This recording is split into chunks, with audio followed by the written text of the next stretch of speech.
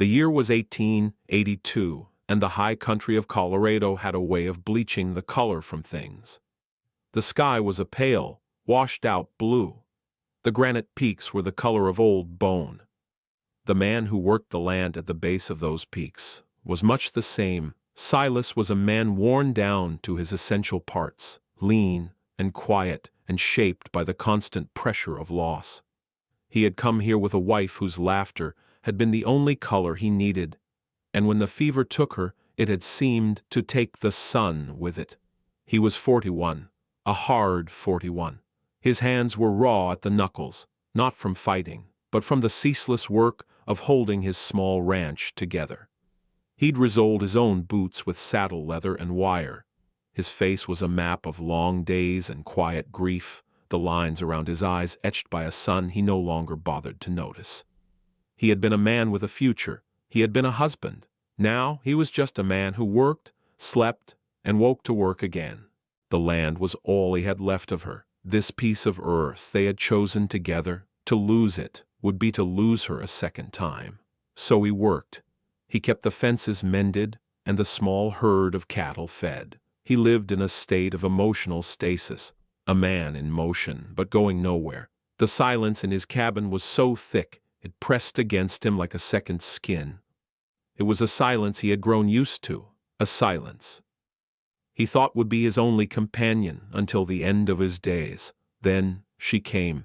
It was late, the dusk settling in the valley like purple dust. He was coming in from the north pasture, his shoulders aching, his thoughts on the coming winter. He saw a flicker of movement near the cottonwoods that grew by the creek. Not a deer, not a coyote. The shape was too small, too human. He stopped, his hand resting on the worn stock of the rifle he always carried. Trouble had a way of finding isolated places. He walked toward the trees, his steps deliberate, making no sound on the dry ground. He found her huddled at the base of the largest cottonwood, her arms wrapped around her knees. She was little more than a girl, maybe 20. Her dress was torn at the shoulder and stained with dirt. There was a dark, ugly bruise blooming on her cheek, and her lip was split. She looked up as he approached, and her eyes were the eyes of a spooked deer, wide and terrified. But there was something else in them too. A flicker of defiance, a refusal to be completely broken. She didn't scream, she didn't cry out, she just watched him, her body tensed, ready to run. Silas stopped a few feet away. He kept his voice low and even, the way he would with a frightened colt. "You're on private land." It was a simple fact, not a threat. She flinched at the sound of his voice. She swallowed, and he saw the effort it took. Her own voice, when it came, was a whisper, raspy and dry. "I know, I'm sorry, I'll go." She made to stand, but a pained grimace crossed her face and she sank back down. Her ankle. He saw it then, swollen and discolored above her worn-out shoe. He didn't move closer. He didn't offer a hand. He just stood there, assessing. He had seen hardship before. He had seen desperation. This was both. But there was something else, a kind of stillness in her fear. She wasn't hysterical. She was thinking. "Where are you headed?" he asked. Her eyes darted away, toward the dark line of the mountains. Away. Away is a big place. She looked back at him, and for a moment the fear was replaced by a sharp, assessing gaze. Her eyes were taking his measure. They were taking stock. He had seen eyes like that before, in men who had to size up a situation fast to survive. It was startling to see them in a face so young and so bruised. "He'll be looking for me," she whispered. The words were barely audible. The man who did this. Silas said nothing. He didn't ask who or why. The bruise on her face was answer enough. "I just need a place to rest," she said, her voice pleading now. "Just for a little while, a few hours. Then I'll be gone, I promise." She looked down at her hands, which were clenched in the fabric of her skirt. A tear escaped and traced a clean path through the grime on her cheek. Then she looked up at him again, her gaze direct, desperate. "Please," she whispered, and the word held a world of pain. "Please don't tell them I'm here." Silas looked at her. He saw the torn dress, the swollen ankle, the fear. He saw the trouble she would bring. His whole life was built around avoiding trouble, around the quiet, predictable rhythm of work and solitude. This girl was a stone thrown into the still pool of his existence. Every instinct told him to say no, to point her toward the town 10 miles east and wash his hands of it. It was not his concern. But then he looked at her eyes again, those taking stock eyes. He saw the flicker of stubborn pride behind the terror. He saw a person, not just a problem. He thought of his wife, Mary, and the fierce way she had defended a stray dog against a neighbor's anger. "Some things are just right to do, Silas," she had told him, her voice firm. "It ain't always about what's easy." He gave a slow, reluctant sigh. It was the sound of a man agreeing to something against his better judgment. "The barn," he said, his voice flat. "There's hay. It's dry." Relief washed over her face so completely, it was like watching a lamp being turned up. "Thank you," she breathed. He didn't answer. He turned and started walking toward the barn, not looking back to see if she was following. He knew she would be. He could hear the soft, dragging sound of her trying to walk on her injured ankle. The sound was a hook, and he was already caught. He led her to the barn, the air inside thick with the sweet smell of hay and old leather. He pointed to a pile of clean straw in an empty stall. "There, keep out of sight." He left a pail of water and a block of cheese and half a loaf of bread on a crate just inside the door. He did not ask her name. She did not offer it. He closed the barn door, leaving her in the darkness, and walked back to his silent cabin. He set one plate on the table for his supper, just as he always did. But tonight the silence felt different. It was no longer empty. It was listening. The next day he went about his work. He tried not to think about the girl in his barn, but he was aware of her presence with every step he took. He found himself watching the road, his jaw tight. He was waiting for the trouble he knew would come. That afternoon, it arrived. A man on a fine black horse, dressed in a town suit that looked out of place against the dust and the rock. The man was handsome in a sharp, predatory way. He pulled up his horse in front of the cabin and dismounted. "Afternoon," the man said, his voice smooth and confident. "My name is Barrett. I'm looking for someone." Silas leaned on his axe, not moving from the woodpile. He just looked at the man. He waited. Barrett seemed to take his silence as an invitation to continue. "A young woman, my fiancée. Her name is Ilara, a bit high-strung. She ran off yesterday after a small disagreement. I'm dreadfully worried about her." He smiled, a thin, unpleasant expression. "Have you seen anyone of that description? Young, pretty, but with a wild streak." Silas thought of the girl in the barn, the bruise on her cheek, the terror in her eyes. "Please don't tell them I'm here." He looked at Barrett, at the polished boots and the clean hands and the possessive way he said, "my fiancée." He knew, with a certainty that settled deep in his gut, that this was the man, this was the moment, the line he had to cross or not cross. He could tell the truth. He could point to the barn and let this man reclaim his property. His life would go back to its quiet, empty routine. Or he could lie. He could take this stranger's trouble and make it his own. He looked past Barrett, at the mountains that had seen so much and said so little. He thought of Mary again. He thought of what was right, not what was easy. "Haven't seen anyone," Silas said. His voice was as flat and hard as the land around them. "Just me here." It was a simple lie, but it felt like driving a stake into the ground. A claim. Barrett's smile faltered for a second. His eyes narrowed, scanning the small ranch, the tidy woodpile, the closed barn door. He was a man used to getting what he wanted. He was not used to being denied. "Are you sure?" Barrett pressed. "She would be on foot, likely distressed. She has a fanciful imagination. Might have told you some story." "I said I haven't seen anyone," Silas repeated, his voice unchanged. He did not raise it. He did not need to. The finality was in the tone. He shifted his weight and the handle of the axe felt solid and real in his hands. It wasn't a threat, it was just a fact. He was a man at work on his own land.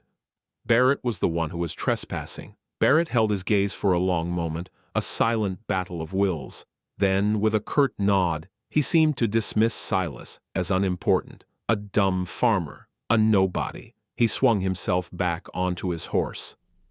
"Well, if you do see her," Barrett said, gathering the reins, "there's a reward from her grateful family. They just want her brought home safely." He wheeled the horse around and rode off, kicking up a cloud of dust that settled on everything.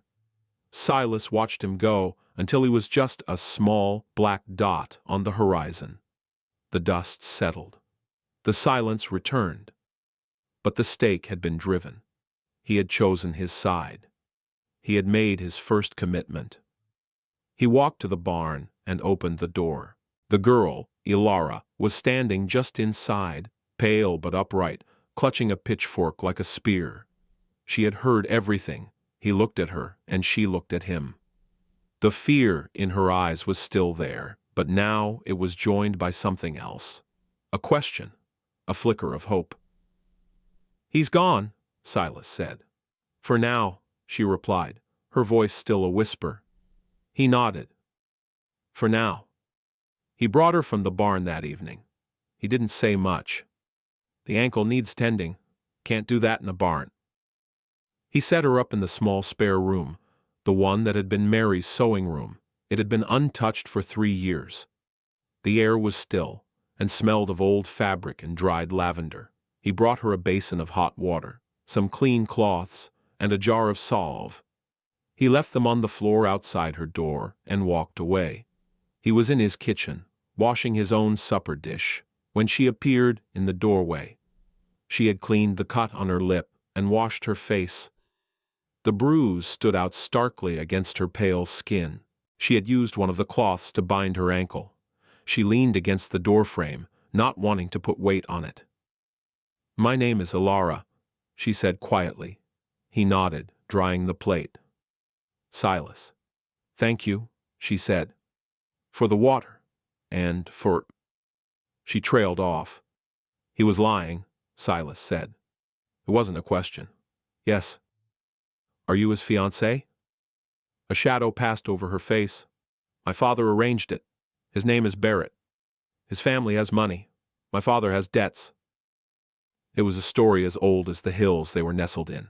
A transaction. And she was the currency. She looked around the small spare kitchen. Her gaze was practical. "I can work," she said. "I'm not helpless. As soon as my ankle is better. I can cook. I can mend. I can clean. I won't be a burden." He looked at her, at the determined set of her jaw. She was not asking for charity. She was offering a trade, her labor for his protection. It was a clean, honest bargain. "The garden needs weeding," he said, turning back to the sink. "And there's a pile of mending in the basket by the fire." It was his way of saying yes, and so began the slow, quiet process of building a life. The days fell into a new rhythm. He would rise before dawn and find a pot of coffee already brewing on the stove. He would work the ranch, and when he came in for his midday meal, the table would be set and there would be food. Simple, but well cooked. In the evenings, she would sit by the fire, a basket of his torn shirts and work pants beside her, her needle flashing in the lamplight. She was a quiet worker. She didn't complain. She didn't make small talk. But she saw everything. She noticed the way he favored his left shoulder and started leaving a hot compress by his bed. She saw the worn-out patch on his coat and mended it with stitches so fine they were nearly invisible. She found Mary's old garden tools, rusted but serviceable, and began to coax life back into the neglected vegetable patch. He, in turn, observed her. He saw the strength in her slender frame. He saw the intelligence in her taking stock eyes. She learned the patterns of the ranch, not by being told, but by watching. She knew which cow was the most stubborn, which gate had a tricky latch, which part of the roof was likely to leak in a heavy rain. Her presence was a quiet hum in the background of his life, and he found, to his surprise, that it was not an unwelcome one. The silence in the cabin was different now. It was no longer the oppressive silence of loneliness. It was a shared silence, comfortable and full of unspoken understanding. One evening, as she was mending a shirt, he spoke into the quiet. "My wife Mary." She planted the rosebush by the porch. Ilara didn't look up from her sewing. "It's a beautiful color," she said softly. She liked red, he said, and that was all. But it was more than he had said about his wife to anyone in 3 years. He had opened a door, just a crack, and let her see inside. Another night she was the one to speak. Barrett, he told my father I was clumsy, that I broke a vase that had been in his family for generations. She paused in her sewing, her hands still. "I didn't break it. He did. He threw it at the wall because his dinner was cold." She looked at Silas then, her gaze clear and steady. "I'm not clumsy," she said. It was a simple declaration of fact, a defense of her own character. "I know," Silas said. And he did. He had seen her work. Her hands were deliberate, capable and sure. These were their conversations, small exchanges of fact, that built a bridge of trust between them. He learned that her mother had died when she was young. He learned that she loved to read, though she hadn't held a book in over a year. She learned that Silas had wanted to be a teacher once, a long time ago, before he met Mary, and fell in love with the land instead. They were two solitary people, each wounded by the past, finding a strange sort of comfort in each other's quiet company. The shared work, the small, unspoken gestures, a cup of water brought to him in the field, a freshly baked loaf of bread left on the table, became their language. He saved her a seat at the table. She laid out his clean work clothes in the morning. It was a partnership built on practicality and mutual respect. One day, he was repairing a section of fence on the far side of the property. It was a hot, dusty job. Around noon, he saw her walking toward him, carefully navigating the uneven ground. She was carrying a canteen of water and a cloth-wrapped package. "You forgot this," she said, handing him the package. It was bread and cheese. He took a long drink from the canteen. "Thank you." She didn't leave. She stood there looking at the fence. "This post is rotting," she said, nudging it with her foot. "It won't hold through another winter." He looked at the post, then at her. She was right. He had been meaning to replace it for a year. "I know," he said. "I can help," she said. "I'm stronger than I look." He almost smiled. It was a strange, unfamiliar feeling in the muscles of his face. "I know that too." They spent the rest of the afternoon working together, digging a new post hole, setting the post, and stretching the wire. She was not as strong as him, but she was clever. She learned how to use leverage to her advantage. She didn't waste a single movement. They worked in a comfortable, efficient rhythm, a team of two.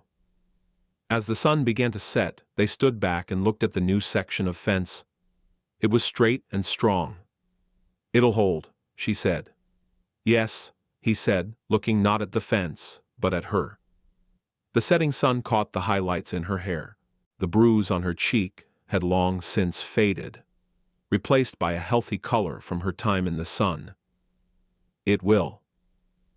In that moment, standing in the golden light of the setting sun, Silas realized something that startled him. The crushing weight of his grief had lessened. It hadn't disappeared. Grief doesn't leave. It just learns to share the house. But for the first time in 3 years, the house didn't feel so empty. It felt like a home. The seasons turned. Summer bled into a golden autumn. The cattle grew fat. The garden produced a surprising bounty, and the quiet life Silas and Ilara had built continued. But they both knew it was a fragile piece. Barrett was still out there. The news came, as it always did, from town. Silas had ridden in for supplies, something he did only a few times a year. He was in the mercantile when he heard the name. Barrett's a determined man, I'll give him that, the shopkeeper, a portly man named Henderson, was saying to another customer. Still posting that reward for his runaway fiancée. Says she's not in her right mind. Prone to hysterics and telling wild stories. The other man, a rancher from the South Valley, grunted. Sounds like he's better off without her. Oh, he'll find her, Henderson said with a knowing nod. He's been asking questions everywhere. He's convinced someone in this county is hiding her, thinks she's too delicate to have made it far on her own. Silas stood by the counter, his expression unchanging. He gathered his sacks of flour and salt. He paid his bill, but his hands were clenched into fists at his sides. Delicate. Hysterics. He thought of Ilara setting a fence post in the hot sun. He thought of her steady hands mending his clothes. He thought of the quiet courage it took for her to walk away from a life of wealth and security. And into the unknown. The whole town had been fed a story. A lie designed to strip her of her dignity and her credibility. And they had swallowed it whole. When he got back to the ranch, he was quiet. Ilara knew immediately that something was wrong. What is it? She asked, as he put the supplies on the kitchen table. He's in town, Silas said. Barrett, he's been telling people you're unwell. He used the most delicate term he could. Ilara's face went pale, but she did not panic. She just nodded, her jaw tight. He is very good at telling stories, she said. He makes people believe what he wants them to believe. Let him, Silas said, and there was a hard edge to his voice that she had never heard before. The truth lives here. It was a declaration, a promise. He was not just hiding her anymore, he was defending her. The confrontation, when it came, was not long after. It was a cold, gray morning. A raw wind blew down from the mountains, carrying the first hint of snow. Silas was chopping wood when he saw the two riders coming up the road. Barrett, and with him, the town sheriff. Silas did not stop his work. He just kept swinging the axe, the rhythmic thud of steel on wood, a steady, defiant beat. He let them come to him. Ilara had seen them too. She appeared in the cabin doorway, a shawl wrapped around her shoulders. Her face was white, but her eyes were fixed on Silas. Barrett dismounted with the same arrogant swagger. The sheriff, a weary-looking man named Cowboy, stayed on his horse. Silas, the sheriff said, his voice tired.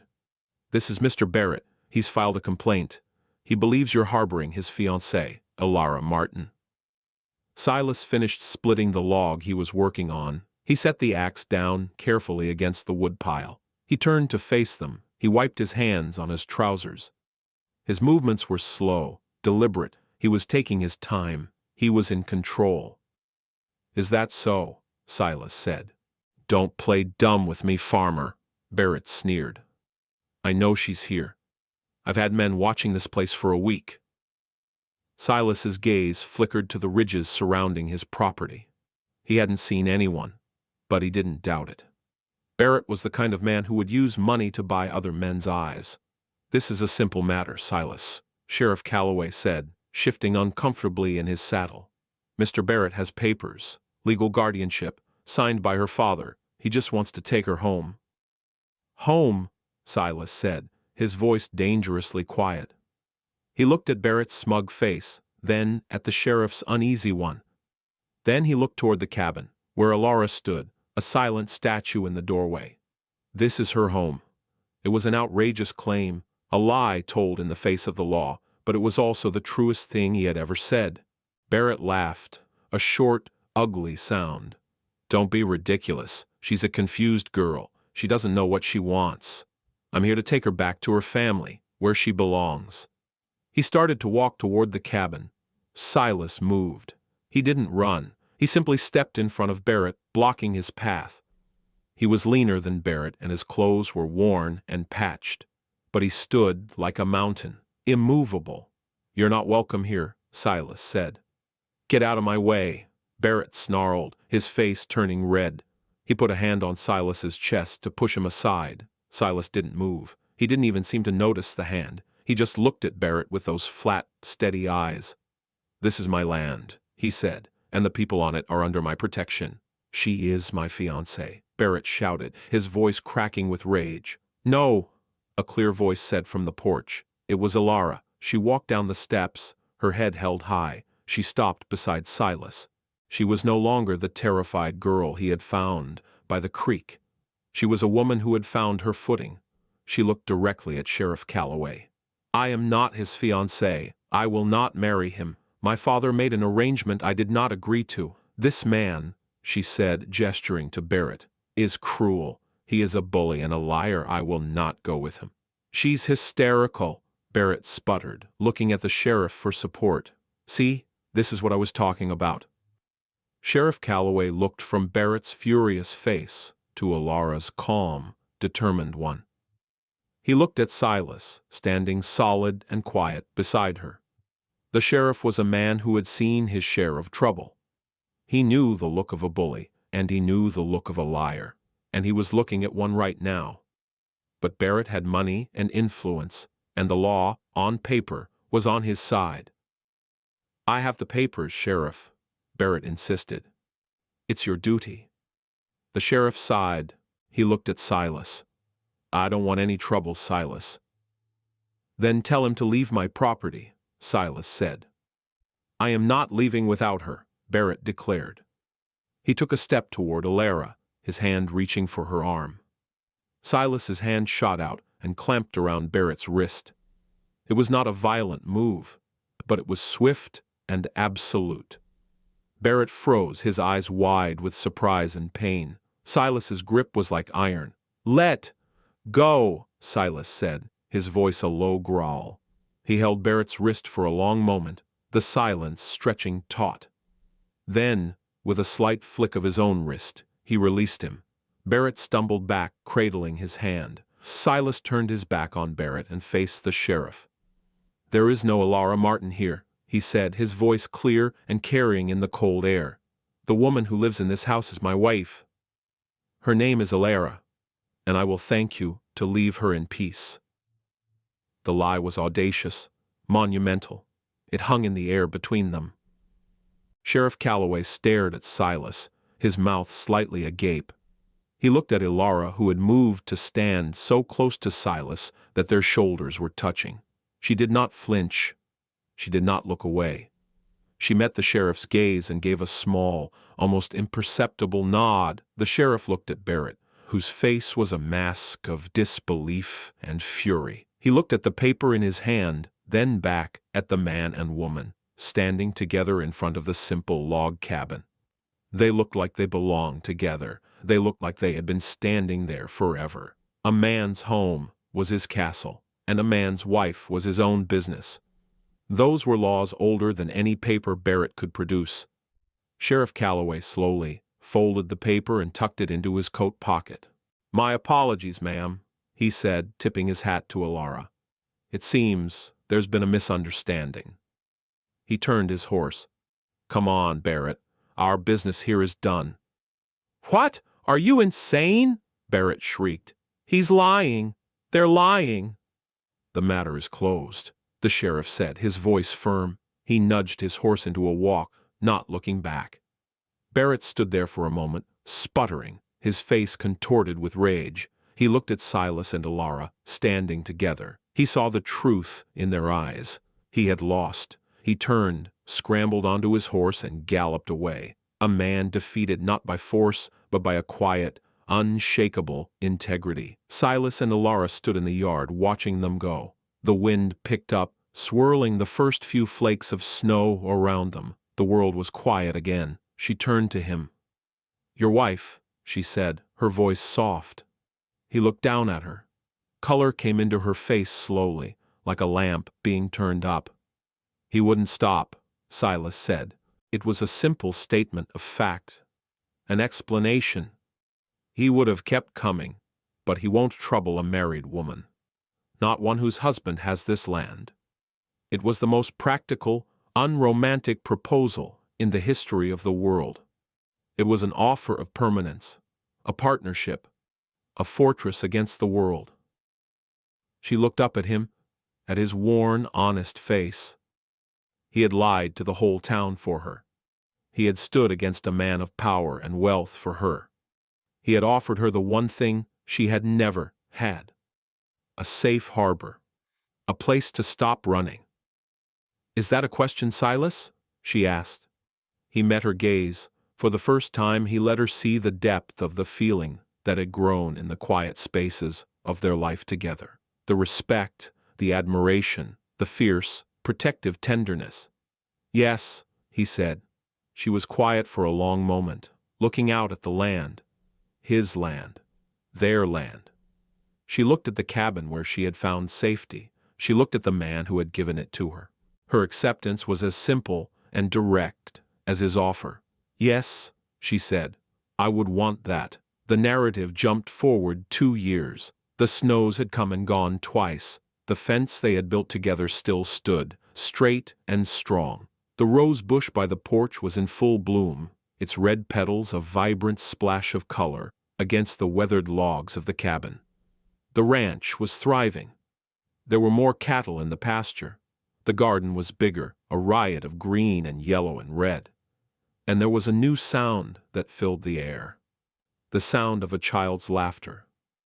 A little boy with his father's steady eyes and his mother's quiet smile sat on the porch steps, trying to coax the old, wary dog into a game. Silas came and stood on the porch watching his son. He was still a lean man, still quiet. But the hard, brittle edges had been smoothed away. The lines on his face were still there, but now they were softened by a new kind of peace. Elara came out of the cabin, wiping her hands on her apron. She stood beside him, her shoulder brushing his. They stood in comfortable silence, a habit they had never broken, and watched the boy. "He looks like you," she said softly. "He has your stubbornness," Silas replied, and this time the smile came easily to his lips. They stood there for a long time, watching their son, their ranch, their life. They had built it together, out of the wreckage of their pasts. They had built it with hard work and quiet respect, and a lie that had become the truest thing in the world. He looked at her, at the woman who had stumbled into his life and filled its empty spaces. He remembered the terrified girl by the creek. He remembered the determined woman setting a fence post. He remembered the quiet courage in her eyes as she faced down her past. She was the most capable person he had ever known. She felt his gaze on her and turned to look at him. Her eyes, those taking stock eyes, held his. In their depths he saw his own reflection. He saw a man who had been given a second chance at life, at love, at a home.